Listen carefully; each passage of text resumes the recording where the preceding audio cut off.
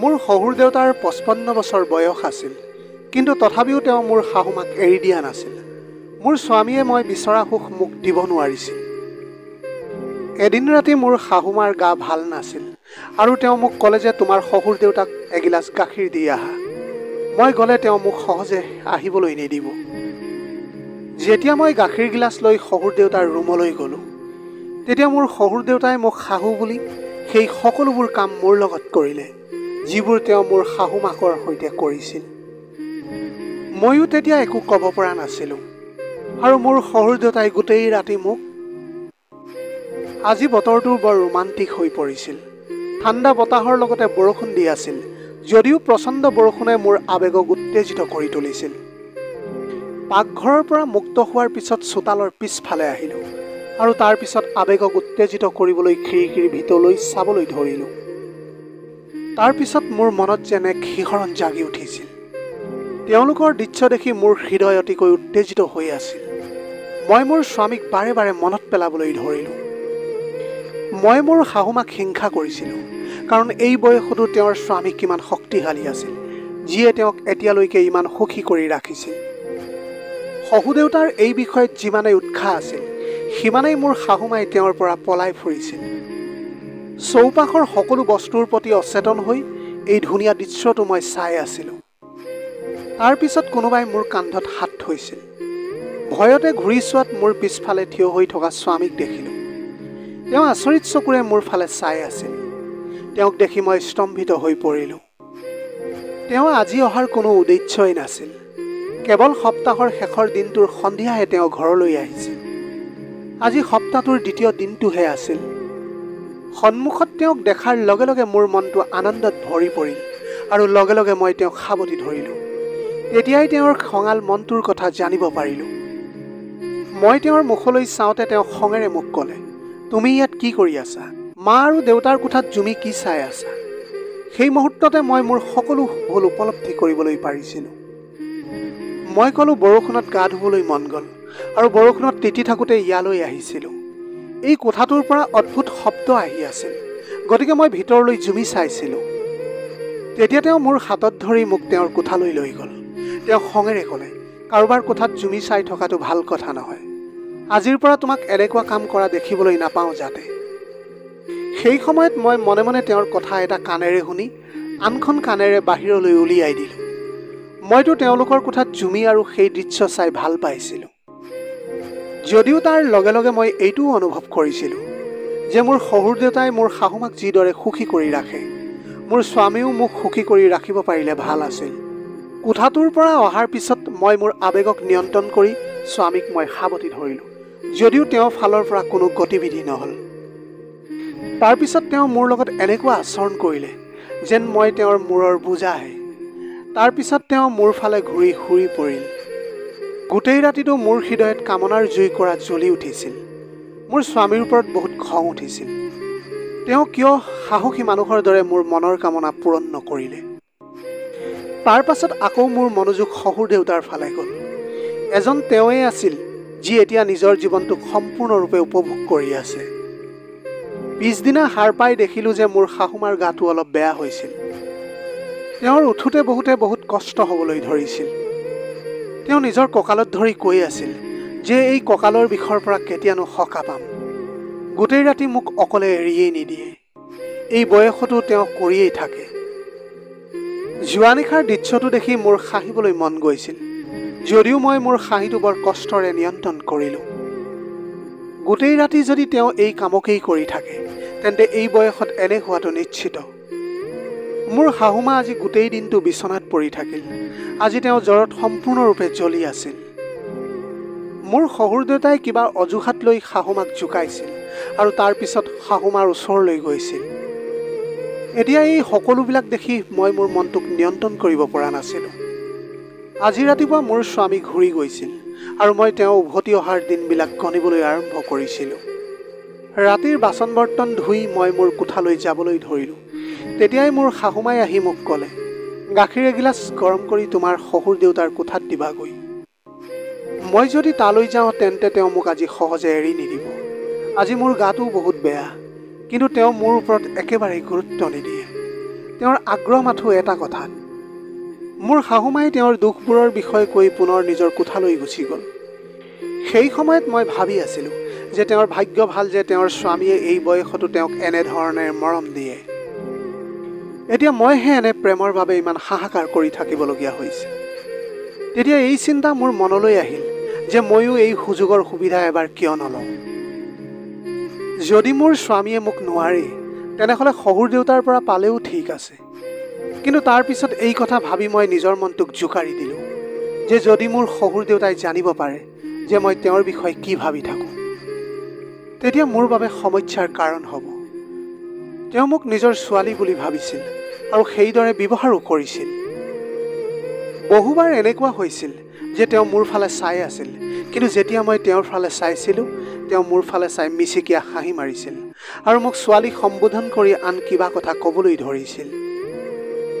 তেওঁৰ এনেধৰণৰ চাৱনি কোনো কামত নাহিছিল, কাৰণ মই বুজি পাইছিলোঁ যে তেওঁ মোক নিজৰ ছোৱালীৰ দৰেই চাইছিল।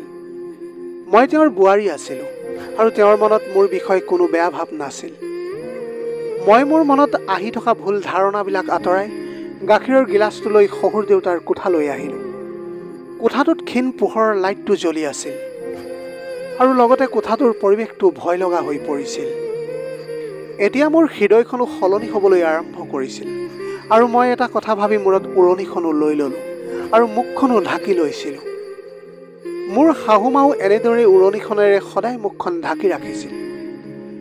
মই গাখীৰখিনি শহুৰ দেউতাৰ ওচৰত থৈ আহি ঘূৰি আহিব লওঁতেই তেওঁ হঠাতে মোৰ হাতখন ধৰিলে আৰু তেওঁৰ ফালে টানি লৈ গ'ল।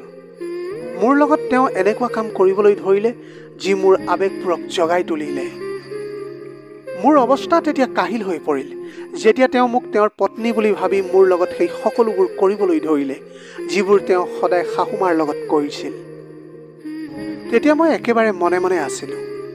মই ভাবিছিলোঁ যে যদি মই কোনো শব্দ কৰোঁ তেতিয়াহ'লে এই ৰোমেণ্টিক পৰিৱেশটো নাথাকিব। সেই সময়ত মোৰো ভাল লাগি আছিল আৰু ময়ো উপভোগ কৰি আছিলোঁ।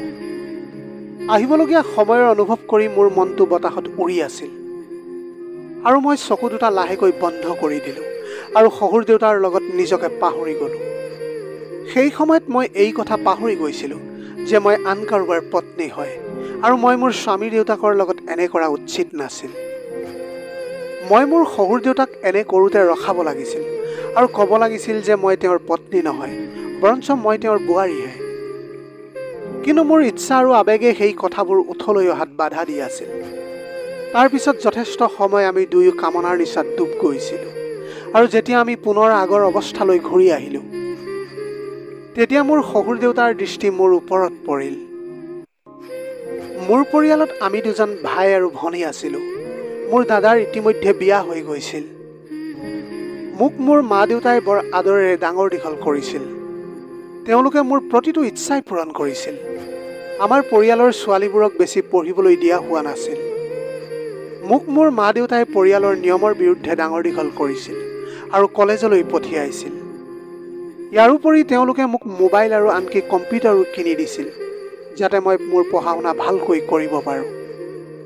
এই ক্ষেত্ৰত মোৰ মা আৰু দেউতাই বহুত কথা শুনিবলগীয়া হৈছিল। এই ধৰণে গাভৰু ছোৱালী এজনীক ইমান স্বাধীনতা দিয়াটো উচিত নহয়। আপোনালোকে তাইক কলেজলৈ পঠাইছে আৰু তাৰোপৰি কম্পিউটাৰ আৰু মোবাইল দিছে। আপোনালোকে এইটো ভুল কাম কৰি আছে আৰু ইয়াৰ বাবে আপোনালোকে পিছত অনুশোচনা কৰিব লাগিব। যিহেতু মোৰ মা দেউতা মোৰ ওপৰত বহুত বিশ্বাস আছিল, সেইবাবে সকলো মানুহৰ কথা তেওঁলোকে আওকাণ কৰিছিল। কলেজত মই কেইজনীমান ছোৱালীৰ লগত বন্ধুত্ব গঢ়ি তুলিছিলোঁ। সিহঁতে মোক এনেকুৱা কেইটামান ৱেবছাইটৰ কথা কৈছিল যাৰ নাম মই কেতিয়াও শুনাই নাছিলোঁ আৰু তাৰপিছত ৰাতি সকলোৱে শুই যোৱাৰ পিছত মই সেই ৱেবছাইটবিলাক খুলি চাইছিলোঁ। তাত যি ধৰণৰ ভিডিঅ'বিলাক আছিল আৰু তাত মানুহবোৰে যি কৰি আছিল সেইবোৰে মোৰ মনত এক আলোড়নৰ সৃষ্টি কৰিছিল।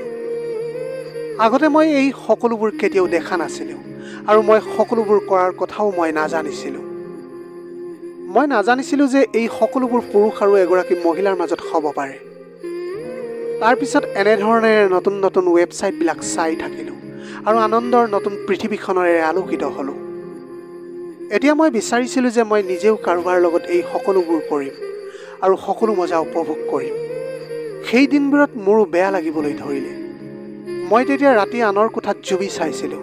কেতিয়াবা মা দেউতাৰ ৰুমত জুমি চাইছিলোঁ আৰু কেতিয়াবা দাদা নবৌক এই সকলোবোৰ কৰা দেখিছিলোঁ। এনেকৈয়ে 2 বছৰ পাৰ হৈ গ'ল। এতিয়া মোৰ অনুভৱবোৰ বাঢ়িবলৈ ধৰিলে। সেইদিনা মই দাদাৰ কোঠাৰ বাহিৰত থিয় হৈ আছিলোঁ।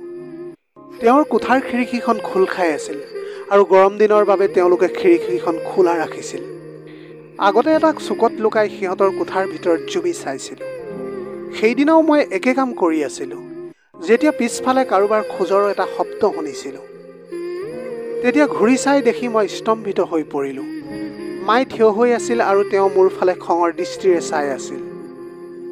তেওঁৰ চকু কোঠাটোৰ ওপৰত পৰিল আৰু তেওঁৰ উশাহ বন্ধ হৈ যোৱা যেন হ'ল।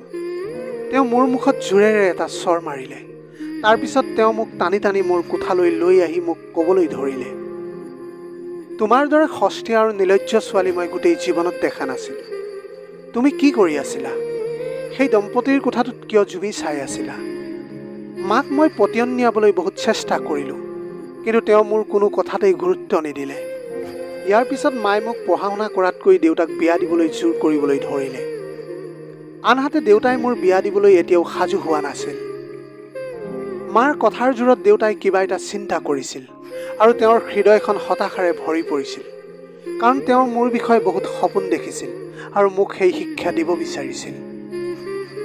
কিন্তু আৱেগৰ সোঁতত মই উটি ভাহি ফুৰিছিলোঁ যে পঢ়া শুনা কৰাটো মোৰ বাবে বৰ কঠিন হৈ পৰিছিল।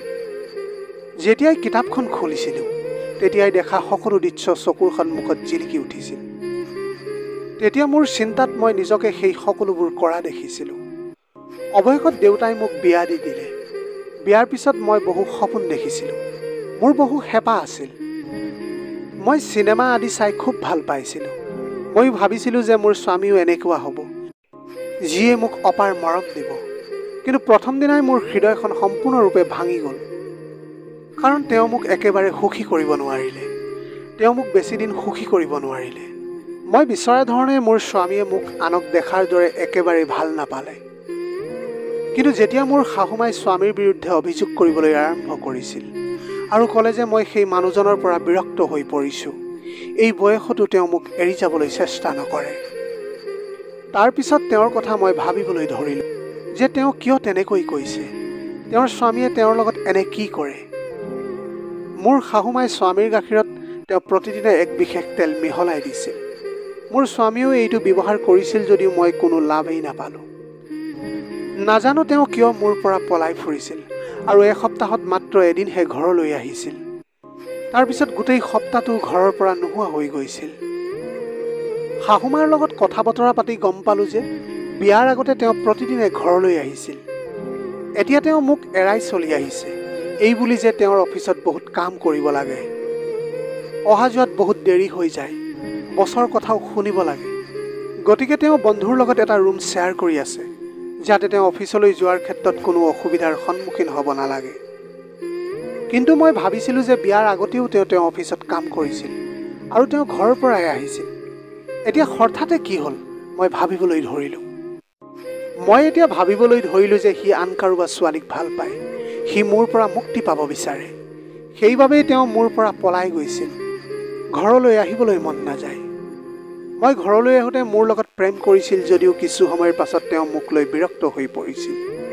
আগতেও তেওঁ মোক লৈ বিৰক্ত হৈছিল আৰু মই উত্তেজিত হৈ থাকিলেও তেওঁ মোক সেই অৱস্থাতে এৰি নিজে শুই গৈছিল।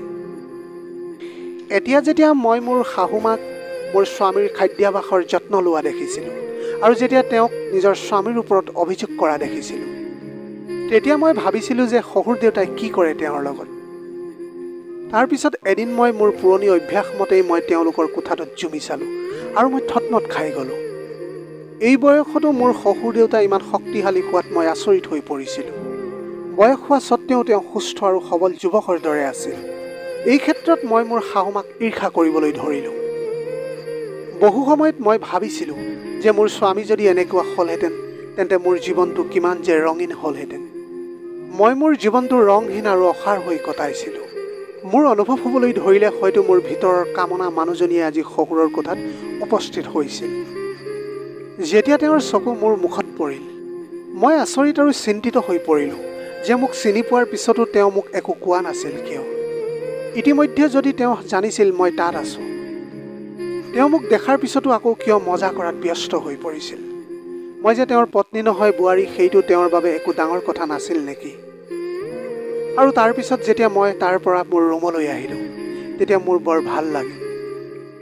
জীৱনত প্ৰথমবাৰৰ বাবে ইমানখিনি উপভোগ কৰিলোঁ। তাৰ পিছত প্ৰতি দ্বিতীয় বা তৃতীয় দিনৰ মূৰে মূৰে এনেকুৱা হ'বলৈ ধৰিলে মোৰ লগত। মোৰ শাহুমাই এই সকলোবোৰ এৰি আন এটা কোঠাত শুই পৰিছিল। মই তেওঁক আকৌ এবাৰ ধন্যবাদ দিলোঁ। যেতিয়া মোৰ শাহুমা গভীৰ টোপনিত যায়, তেতিয়া মই শহুৰ দেউতাৰ কোঠালৈ যাওঁ আৰু তাত বহু সময় কটোৱাৰ পিছত মই মোৰ কোঠালৈ উভতি আহোঁ। মোৰ শাহুমাই এতিয়া কৃতজ্ঞতা প্ৰকাশ কৰিছিল যে এতিয়া তেওঁৰ স্বামীয়ে তেওঁৰ ওপৰত জোৰ জুলুম নকৰে, যেতিয়াই তেতিয়াই তেওঁক অশান্তি দিয়া নাছিল। কাৰণ এতিয়া তেওঁৰ প্ৰয়োজন মোৰ দ্বাৰা পূৰণ হৈছিল আৰু ময়ো মোৰ কোনো ইচ্ছা পূৰণ নোহোৱাকৈ ৰাখিব বিচৰা নাছিলোঁ। এইদৰে আমি দুয়ো ইজনে সিজনৰ লগত বহুত সুখী হ'বলৈ ধৰিলোঁ। মোৰ অন্তৰত ভয় লাগিছিল যে যদি মোৰ শাহুমাই বা মোৰ স্বামীয়ে এই সকলোবোৰ কথা গম পায়, তেন্তে তেওঁলোকে মোৰ লগত কেনে ব্যৱহাৰ কৰিব মই নাজানো। এইটোও সম্ভৱ আছিল যে মোৰ স্বামীয়ে মোক ঘৰৰ পৰা বাহিৰ কৰি দিব, আৰু যদি মোৰ শাহুমাই এই সকলোবোৰ দেখিলে হয়, মোৰ উশাহ ল'বলৈ অসুবিধা হ'লহেঁতেন। গতিকে এতিয়া মই বহুত সাৱধানে কাম কৰিবলৈ লৈছিলোঁ। মই বিশেষ যত্ন লৈছিলোঁ যে শাহুমাই গভীৰ টোপনিত থাকিলেহে মই শহুৰ দেউতাৰ কোঠালৈ যাম।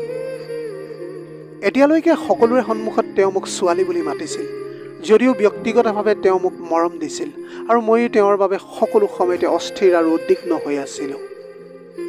আজি মোৰ স্বামী ঘৰলৈ আহিছিল। মই সদায় তেওঁৰ বাবে অপেক্ষা কৰি আছিলোঁ, কিন্তু এতিয়া তেওঁক দেখাৰ পিছতো মই নিৰ্জীৱ হৈ পৰিছিলোঁ। কাৰণ মই জানিছিলোঁ যে ঘৰত তেওঁৰ উপস্থিতিৰ বাবে মই শহুৰ দেউতাৰ কোঠালৈ যাব নোৱাৰিম। গতিকে মোৰ হৃদয়ত বৰ দুখ অনুভৱ কৰিছিলোঁ, কাৰণ মোৰ স্বামীয়ে মোক সুখী কৰিব নোৱাৰে। গতিকে এতিয়া মই এই সকলোবোৰ তেওঁৰ লগত কৰিবলৈ মন নাযায়, কাৰণ মোৰ শহুৰ দেউতাই মোক যি মজা আৰু সুখ দিছিল, মোৰ স্বামীয়ে মোক সুখ দিয়াৰ কথাও ভাবিবই পৰা নাছিলোঁ। আজিও মোৰ স্বামী ভাগৰুৱা হৈ কিছু সময়ৰ পাছত শুই থাকিল, আৰু এতিয়া তেনেকৈ তৃতীয় আৰু চতুৰ্থ দিনটো পাৰ হৈ গ'ল। মই তেওঁৰ ফালে চাই ক'লোঁ যে আপুনি ঘৰৰ পৰা অফিচলৈ নাযায় নেকি? এই কথা শুনি তেওঁ মোৰ ফালে আচৰিত চকুৰে চাবলৈ ধৰিলে আৰু ক'লে, মই প্ৰতিদিনে ঘৰত তোমাৰ লগত থাকিম বুলি তুমি সুখী নহয় নেকি? মই তেতিয়া মোৰ মুখৰ ভাৱটো নিয়ন্ত্ৰণ কৰি তেওঁক ক'বলৈ ধৰিলোঁ, মোতকৈ আৰু কোন সুখী হ'ব? মই বহুত সুখী, কিন্তু মই আপোনাৰ বাবে এই কথা কৈছোঁ। আপুনিহে কৈছিল যে অফিচলৈ অহা যোৱা কৰোঁতে মোৰ বহুত দেৰি হয়। এই কথা সুধি থাকোঁতেই তেওঁ কৈছিল, মই তোমাৰ পৰা আঁতৰি থাকি ভাগৰি পৰিছোঁ। গতিকে এতিয়া মই দৈনিক ঘৰলৈ আহি ঘৰৰ পৰা অফিচলৈ যাম। এতিয়া তেওঁৰ কথা শুনি হাঁহি এটা মাৰিলোঁ, যদিও হৃদয়ত চিন্তিত হৈ পৰিলোঁ যে আজি মোৰ ইচ্ছা কেনেকৈ পূৰণ কৰিম। সেইদিনা মই মোৰ স্বামীৰ বাবে বহু সময় অপেক্ষা কৰি আছিলোঁ। বাৰে বাৰে তেওঁৰ নম্বৰত ফোন কৰি আছিলোঁ, কিন্তু তেওঁৰ ফোন নম্বৰ ছুইচ অফ হৈ আছিল। আজি তেওঁ উভতি অহাত বহুত দেৰি হৈছিল। তেতিয়া মই ভাবিলোঁ যে আজি তেওঁ ঘৰলৈ নাহিব পাৰে। হ'ব পাৰে যে তেওঁ বন্ধুৰ ঘৰলৈ গৈছে। এই চিন্তা মনলৈ অহাৰ লগে লগে মই শহুৰ দেউতাৰ কোঠালৈ গ'লোঁ। আজিও প্ৰথমে মই মোৰ শাহুমাক দেখা পালোঁ, তেওঁৰ নিজৰ কোঠাত শুই আছিল। তাৰপিছত এই সুযোগৰ সম্পূৰ্ণ সুবিধা লৈ মই শহুৰ দেউতাৰ কোঠালৈ যাওঁতে তেওঁ সাৰ পাই উঠিছিল। তেওঁ মোৰ বাবে অপেক্ষা কৰি আছিল। মোক দেখাৰ লগে লগে তেওঁ উঠি বহিল আৰু সুধিলে যে কি হৈছে। সুদীপে আজিকালি সদায় ঘৰলৈ অহা যোৱা কৰি আছে। সি আমাক সন্দেহ কৰিবলৈ আৰম্ভ কৰিছে নেকি বাৰু? শহুৰ দেউতাৰ এই কথাৰ কোনো উত্তৰ নিদি ক'বলৈ ধৰিলোঁ যে ময়ো নিজেই এই সকলোবোৰৰ পৰা বিৰক্ত হৈ পৰিছোঁ। এতিয়া আপোনাৰ লগত এই কামবোৰ কৰি মোৰ অভ্যাসত পৰিণত হৈ পৰিছে। আপোনাৰ লগত এই সকলোবোৰ নকৰালৈকে মোৰ শান্তি অনুভৱ নহয়। আমি সেই সকলোবোৰ কৰিবলৈ লোৱাৰ আগতেই মোৰ স্বামীৰ মাত শুনিলোঁ। খৰখেদাকৈ উঠি মই লগে লগে কোঠাৰ পৰা ওলাই আহিলোঁ। মোৰ স্বামীয়ে মোক বিচাৰি আছিল। শহুৰ দেউতাৰ কোঠাৰ পৰা মোক ওলাই অহা দেখি সি আচৰিত হ'ল।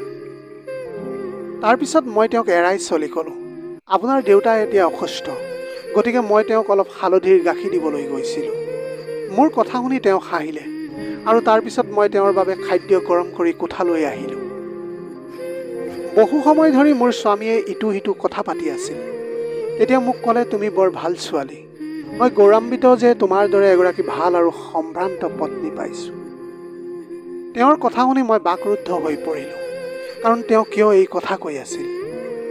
তাৰপিছত তেওঁ ক'লে যে মই বিয়া কৰাব বিচৰা নাছিলোঁ, কাৰণ মোৰ কিবা শাৰীৰিক সমস্যা আছিল যিটো মই কাকোৱেই ক'ব পৰা নাছিলোঁ। কিন্তু মই মা দেউতাৰ হেঁচাত বিয়া পাতিলোঁ। কিন্তু ভয় লাগি আছিল যে তুমি হয়তো হুলস্থুলৰ সৃষ্টি কৰিবা, সকলোৰে সন্মুখত মোক গালি গালাজ পাৰিবা।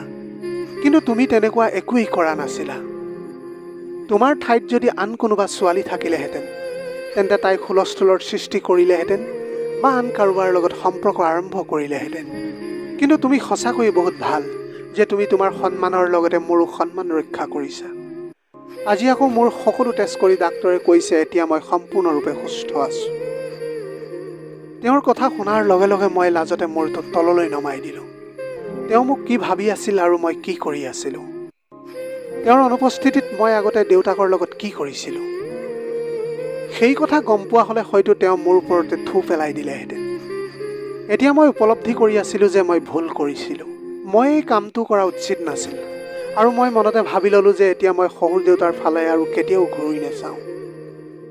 তেওঁ মোক লাখবাৰ সুধি ফোন কৰাৰ পিছতো মই তেওঁৰ ফালে এবাৰো ঘূৰি চোৱা নাছিলোঁ। মই চকু দুটা মুদি দিছিলোঁ, কাৰণ মই বুজি পাইছিলোঁ যে মই মোৰ স্বামীক ঠগাটো উচিত নহয়। মোৰ ভুলৰ বাবে মই অনুতপ্ত হৈছিলোঁ।